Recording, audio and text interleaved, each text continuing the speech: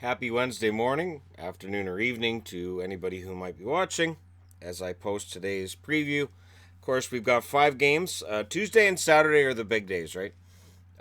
Outside of that, it's usually not too bad. Thursday can be really heavy too. I believe this Thursday, which is tomorrow. I think it's 10 games we've got actually. I think it's 8. It's 8 or 10, I think. Anyways, we've got 5 for today. Let's go ahead and talk about it.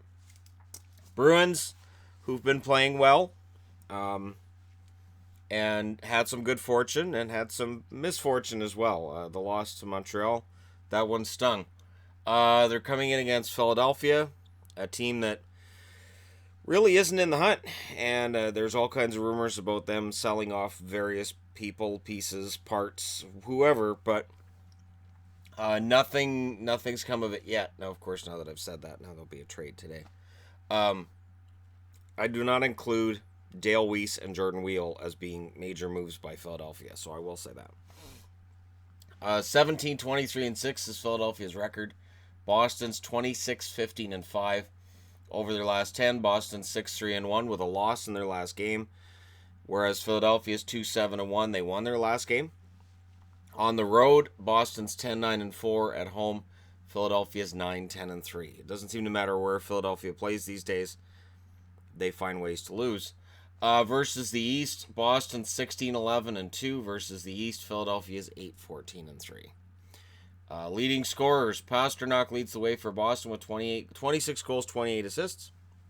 Marchand, 17 goals, 32 assists. Bergeron, 14 goals, 25 assists. Krejci, 10 goals, 26 assists. Krug, 4 goals, 25 assists. DeBrusk, 14 goals, 3 assists. Corrali, 5 goals, 8 assists. Grzelcyk, 1 goal, 12 assists. Heinen, 5 goals, 7 assists. And Backus with 4 goals, 8 assists. Rounds out your top 10. On the Philadelphia side of things, Giroux leads the way with 14 goals, 36 assists. Voracek, 11 goals, 26 assists. Couturier, 16 goals and 19 assists. Konechny, 11 goals, 13 assists. Simmons, 15 goals, 6 assists. Van Riemsdyk, 11 goals, 10 assists. Lawton, 7 goals, 11 assists. Gostisbehere, 5 goals, 13 assists. Patrick, 7 goals, 8 assists. Nolan Patrick is there. He's on the board. 4 goals, 11 assists for Provorov. On the goaltending front, we know who the starters are going to be. Halak is starting for Boston. He's 13, 7, and 2, 2.39 goals against, 924 save percentage, and 3 shutouts. Halak is 13, 8, and 3, 2.44 goals against, 919 save percentage, and a shutout, and he's the backup. On the Philadelphia side is Carter Hart, which makes McKenna the backup. McKenna's 1, 5, and 1, 3.99 goals against, 892 save percentage. Of course, lingering around Neuwirth. When does he come back? 1, 4, and 1. 4.27 goals against, 859 save percentage. Hart is 4, 5, and 1, 2.7 goals against, 913 save percentage. And it's going to be interesting to see what happens there. Now, for people paying attention, I also want to throw out there that Full Moon Jerseys has a promo on this week based on yours truly and this channel, and as sort of a thank you for all of the business that I've helped to get their way. I don't make any money on this promo either, so but I'm fine with it. If there is an auction that's ending tomorrow or on Friday and you bid for it and you win said jersey, before completing the purchase, message them, let them know that the hockey guy sent you. You get free shipping. So there you go. You're welcome. Last time I tweeted out about it. This time I'm including it in the preview. And I figure Wednesday's preview is a good time to throw it in there. All right. Next up, Oilers. The Edmonton Oilers, who are trying to turn their season around, desperately trying to turn their season around. Ken Hitchcock, I think, is going grayer as he's running this team. They're 22, 21, and 3. Vancouver's 21, 21, and 5. So even though they've played one extra game, they have the same number of points as Edmonton.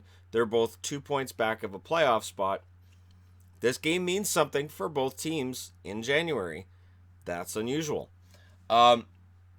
Edmonton is 4-6 on the road. They are 4-6 overall in their last 10. They won their last game. Vancouver's 5-4-1 in their last 10. They won their last game. Of course, they wouldn't rule whether Pettersson will or won't be in the lineup, at last I saw, but he's close. On the road, Edmonton's 10-11-2. At home, Vancouver's 10-9-2. Not a lot to choose there. Versus the West, Edmonton's 14-15-2 versus the West. Vancouver's 12-11-3. And of course, kind of contentious, tough games when these teams have played each other so far this year. And I look forward to another one tonight. It's going to be great to see a game between these teams where it matters. It means a lot to both of them. Leading scorers for Edmonton. McDavid's the leading scorer, which is a surprise to absolutely nobody. McDavid, 28 goals, 41 assists for him. Draisaitl, 24 goals, 31 assists. Nugent Hopkins, 15 goals, 27 assists. Nurse, 6 goals, 17 assists. Chason, 17 goals and 5 assists. Clefbaum, 3 goals, 12 assists. Kara, 2 goals, 11 assists for him. Larson, 1 goal, 12 assists. Lucic now has 4 goals and 7 assists. In your face, people who don't like that contract. Russell, 2 goals, 7 assists, and all kidding aside, if Lucic has his mojo back and can score some goals and points and feel confident, that changes the whole game for the Edmonton Oilers. While I don't like the contract any more than anybody else does, when Lucic is on, he can be very, very intimidating, impressive, and he can score some goals for you. On the Vancouver side of things, Pettersson, 22 goals, 20 assists. He's still the leading scorer, even though he hasn't played in a couple of weeks. Horvat, 17 goals, 20 assists. Besser, 15 goals, 14 assists. Goldobin, 5 goals, 18 assists. Eriksson, 8 goals and 11 assists. Eriksson had a good game last time. Edler, 4 goals, 15 assists. Virtanen, 11 goals, 7 assists. Roussel, 4 goals, 14 assists. Ben Hutton, I haven't talked enough about how Ben Hutton last year, who was in the doghouse with the coach, couldn't get the ice time. This year he's got 5 goals and 11 assists. Last year I'm pretty sure he didn't have any goals. Granlund, 7 goals, 8 assists for him to round out the top 10 for the Canucks. On the goaltending side, Edmonton has confirmed it'll be Koskinen, which makes Talbot the backup. Talbot's 9-13-2, 3.17 goals against, 896 save percentage with a shutout. Koskinen, 13-8-1, 2.69 goals against, 915 save percentage, and 3 shutouts. On the Vancouver side, I'm going to guess it's Markstrom because when Demko gets that first start, I can't see it being in a situation like this. Markstrom is 18-12-4, 2.83 goals against, 907 save percentage, and of course, Demko doesn't have any statistics yet, as he hasn't played since getting called up from Utica. It'll be a very, very interesting night tonight. Next up, Colorado. So the Avs, who have to feel pretty good about themselves coming out of that game in Toronto and pretty good about their chances now of being in the playoffs. Now they get to move on to Ottawa, and Ottawa's a team that you kind of want to play when you've been struggling. Basically, Colorado 21-17-8 needs this game against the Ottawa Senators 17-24-5. And there's the added benefit that if they beat the Senators, they might increase their chances of getting a really solid draft pick in June as well. Not that Edmonton or Ottawa's needed help losing lately, but anyways, over their last 10, well, there's not a lot to choose there. Colorado's 2-6-2. They won their last game, as I said, whereas Ottawa's 2-7-1. They lost their last game, but they had those 2 wins in California. Let's see how they do at home. And Duchesne's supposed to be back. Chabot's back. We'll see how much that helps Ottawa. On the road, Colorado's 12-11-3. At home, the Ottawa Senators are 11-9-4. Versus the East, Colorado is still an impressive 13-6-2, whereas versus the West, Ottawa's 6-8-3. That number is not as strong as what Colorado has going for it.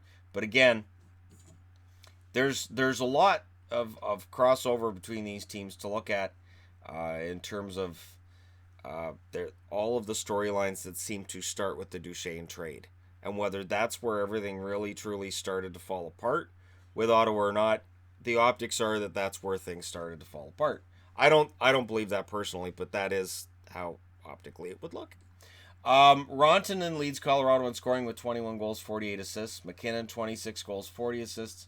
Landeskog, 28 goals, 24 assists. Barrie, 5 goals, 28 assists. Soderberg, 15 goals, 13 assists. Kerfoot, 7 goals, 17 assists. Comfort, 10 goals, 9 assists. Calvert, 7 goals, 8 assists. Jost, 6 goals, 9 assists. And Wilson rounds out the top 10 with 8 goals and 6 assists. On the Ottawa side of things, Stone, 20 goals, 28 assists. He's their leading scorer.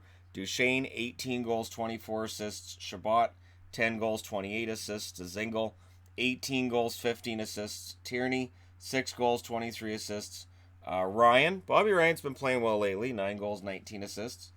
White, 11 goals, 15 assists. Bodker, 5 goals, 21 assists. Tkachuk, 10 goals, 11 assists. They kind of want Brady to get going again, too. And Zach Smith, 5 goals, 11 assists, rounds out your top 10 for the Ottawa Senators. Goaltenders, there hasn't been a confirmation yet with Colorado. I have no idea. Their goaltending's been, I would be tempted to go back with Varlamov since he won the last game. Grubauer's 9-5-3, 3.29 goals against, 895 save percentage. Varlamov, 12, 10 and 5, 2.83 goals against, 908 save percentage, and a shutout. On the Ottawa side of things, Nilsson's been confirmed as the starter. Hogberg's 0-2-1, 4.09 goals against, 884 save percentage, and is basically just warming up the bench until Anderson gets back. Nilsson is 5-11-1, 2.91 goals against, 902 save percentage. Craig Anderson, who's close, 14-13-3, 3.58 goals against, 905 save percentage, and a shutout. And when Anderson's healthy, he's your starter, and Nilsson's your backup, and Hogberg goes back down to the American League to continue his development. So there you go. Next up, Buffalo. The absolute sheer destruction of the Buffalo Sabres continued in Edmonton. Now they get to play Calgary. And this seems to be happening a lot this year, where you play Edmonton first and then you play Calgary. So if you lose in Edmonton, you kind of go into Calgary feeling kind of bad about yourself and bad about your chances. Buffalo's 23-17-6 now, so they've won 23, they've lost 23. They're in against the 30-13-4 Calgary Flames. The Flames have been impressive. Over their last 10 games, Buffalo 3-6-1, they've lost 3 in a row. Calgary 8-1-1, they've won 5 in a row. On the road, Buffalo is 9-11-3, whereas at home, Calgary's 15-4-4. Versus the West, Buffalo's 11-6-1 versus the East. Calgary's 9-4-2. So at least Buffalo still has a solid interconference record. Their road record, however, is not great. Scoring leaders for Buffalo, Eichel still leads the way, 15 goals, 34 assists. I believe it's 5 games now. He hasn't had a point. So that starts to become a talking point there that he's not producing. Skinner, 30 goals, 14 assists. And I'm aware that Eichel's still getting chances. Just when that production doesn't end up being there. Doesn't take long for the media and for some fans to zero in on it. But yeah, Skinner, 30 goals, 14 assists is your second leading scorer. Followed by Reinhart, 10 goals, 32 assists. Ristolainen, 5 goals, 23 assists. Dahlin, 4 goals, 21 assists. Pominville, 10 goals, 10 assists. Okposo, 7 goals, 11 assists. Connor Sherry has the same numbers at 7 goals, 11 assists. Rodriguez, 3 goals, 11 assists. Middlestad, still there, 7 goals, 6 assists. He's slowly making his way to a half-decent point total for a rookie season. And I've pointed out before, there have been plenty of guys who've gone on to great careers who started their career with a 25, 30-point season. Joe Thornton comes to mind as one. On the Calgary side, Goudreau, 27 goals, 42 assists for him. Monahan, 25 goals, 32 assists. Tkachuk, 23 goals, 31 assists. Lindholm, 21 goals, 32 assists. Giordano, 9 goals, 38 assists for him. So that's already 5 guys with the minimum of 47 points for Calgary. Backlund, 10 goals, 15 assists. Hanifin, 3 goals, 20 assists. Brody, 5 goals, 15 assists. Jankowski, 7 goals, 12 assists. And Frolik is there at 11 goals and 6 assists, which will make his agent happy. On the goaltending front, no confirmation here. Your guess is as good as mine. I'm thinking Ullmark because of the way that Hutton allowed 5 goals on 12 shots in their last game. Ullmark's 9-3-3, 2.86 goals against, 918 save percentage and 2 shutouts. Hutton 14-14-3, 2.75 goals against, 912 save percentage. On the Calgary side, I expect Riddick. Riddick 17-4-3, 2.45 goals against, 919 save percentage and a shutout. Smith would be the backup at 13-9-1, 3.00 goals against, 888 save percentage, and 2 shutouts. I really I look at this and I say, you know what, if Buffalo's going to show they're going to reverse the trend, this is the game to do it. It's a contending team, one of the best teams in the West, and absolutely is a great test for a team that needs to turn things around. So I don't anticipate an upset there, but then again, I didn't anticipate a 7-2 shellacking by the Oilers against Buffalo the other night either. So it has been a game of surprises this year. Next up, and finally, the San Jose Sharks coming off of the huge win against Pittsburgh. They have to avoid the trap game. So, trap games are funny.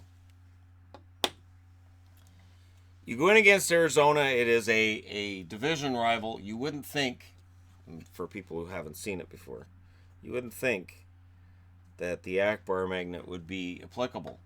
But this has all the earmarks of a game that could very well turn against San Jose, not because I don't like San Jose, not because of anything, other than the fact that you look at the records, 28, 13, and 7 for San Jose, 20, 22, and 3 for Arizona. So Arizona 20, 22, and 3, they're kind of overdue for another one of those games. Over their last 10, San Jose's 9-1, they've won 7 in a row. It would be completely understandable if they have a letdown tonight after the win over Pittsburgh last night. Arizona's 5-4-1 over their last 10. They lost their last game. On the road, San Jose's 11-9-3, so not great on the road. Arizona 8-12-2. They're really not great at home. Versus the West, San Jose's 18-7-3. Versus the West, Arizona's 13-11-1. So pretty strong record, indicating that San Jose is the favorite here, but we'll see. Scoring leaders, San Jose definitely leads there. Let's see, you've got 1, 2, 3, 4, 5, 6, 7 guys with more points than the leading scorer for the Arizona Coyotes. Brent Burns leads the way for San Jose, 9 goals and 43 assists. Couture, 16 goals, 26 assists. Carlson, 3 goals, 39 assists. Hurdle, 19 goals, 22 assists. Meyer, 18 goals, 23 assists. Pavelski, 26 goals, 14 assists. Kane, 16 goals, 21 assists to hit 7th.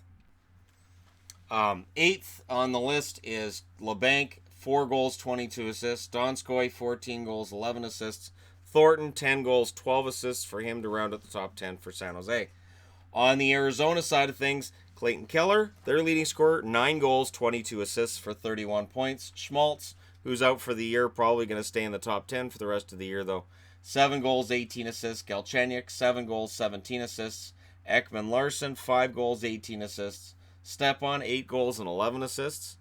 Panik, 9 goals, 8 assists. Richardson, 11 goals, 5 assists. Goligoski, 2 goals, 14 assists. Cousins, 5 goals, 10 assists. And Hinostroza rounds out the top 10 with 4 goals and 10 assists. On the goaltending side, no confirmations. I expect Dell here. Dell is also part of the reason why the Akbar Magnet's on the board. He's 6-5-3, 3.02 goals against, 891 save percentage, and 2 shutouts. Jones is 22-8-4 now, 2.72 goals against, 903 save percentage, and a shutout to his name. So Jones's numbers have definitely gotten better. On the Arizona side of things, I expect Kemper. Pickard's going to be the backup. Pickard's record in Philadelphia was 4-2-2, 4.01 goals against, 863 save percentage, and a shutout. Watch Calvin Pickard end up in Florida now, and I look like I was psychic. Kemper, 8-11-3, 2.66 goals against, 914 save percentage, and a shutout. And with Pickard as the backup, I would expect Kemper to play the lion's share of games going forward. I understand why they sent Aiden Hill down. Hill's stats were starting to suffer. His save percentage was down to a 901 when he got demoted. But Pickard, we'll see if he can turn things around a little bit. And we'll see if that Magnet... Again, the Magnet doesn't mean that Arizona necessarily wins. It just means be very, very careful. Because the game definitely looks like a trap. Let me know your thoughts in the comment section below. As always, don't forget to hit like and subscribe if you're browsing your way through each tab upon this video. Thank you guys so much for watching. I'll talk to you again soon.